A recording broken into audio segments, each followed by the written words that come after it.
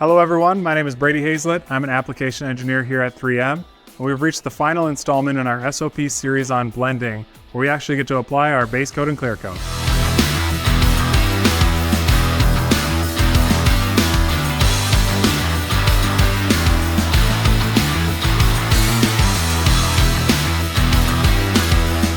Now, before we get started, you of course want to have the appropriate personal protective equipment for the job.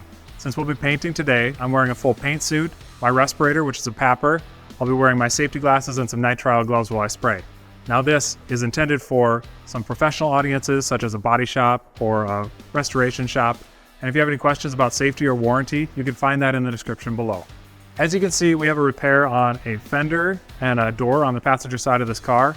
We've already had it all prepped, masked, it's all bagged up and ready to go.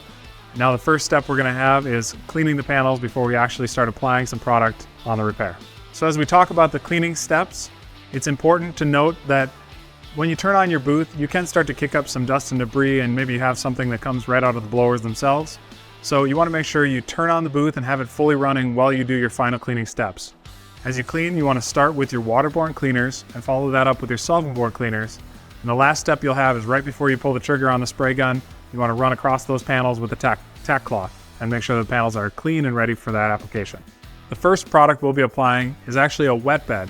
Now with this product, we are going to be applying it edge to edge on the panel with a nice even wet coat. And the reason we're applying a wet bed is it goes and fills in all of those scratches and also creates a nice landing spot for our material, since this is going to be a coarser metallic product. And it's worth noting, we're actually just demonstrating how a blend should be done. So we're going to be using a contrasting color to the car color itself, so you can actually see where that blend goes to on the panel. So with this particular product, we are going to be using a 1.3 fluid tip, and I will be applying that full wet coat edge to edge on the panel, but we will be allowing it to dry. This one calls out that you actually allow it to do a full wet coat and fully dry before we apply our color. So we jumped through a few different application steps, so I'll give you a quick recap of what was done. After our wet bed application and sufficient flash time with that, we jumped into our base coat. Of course, we needed to get full coverage over that repair area that was right between that fender and door. So we started with a smaller application of base coat, and each subsequent coat had to grow from there.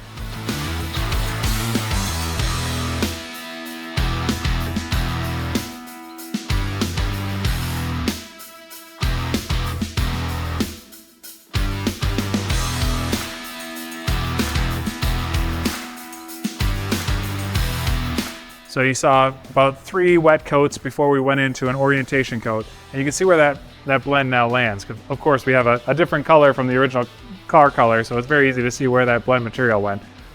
But we landed that blend about halfway across that fender, and then you can see how it transitions at an angle down the door. And it's important to note that we did that at an angle, because with any blend, you don't want to end with a vertical straight line, because that's a lot easier for your eye to pick up. So you want to make sure that you get a nice angular transition, and it's even better if you can match that with a feature on the car or some sort of a transition like around a bumper cover, because it's going to be that much harder for your eye to pick up that blend.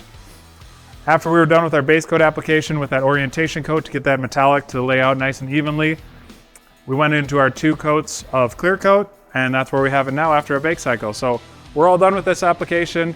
Thank you very much for tuning in to watch this series on blends.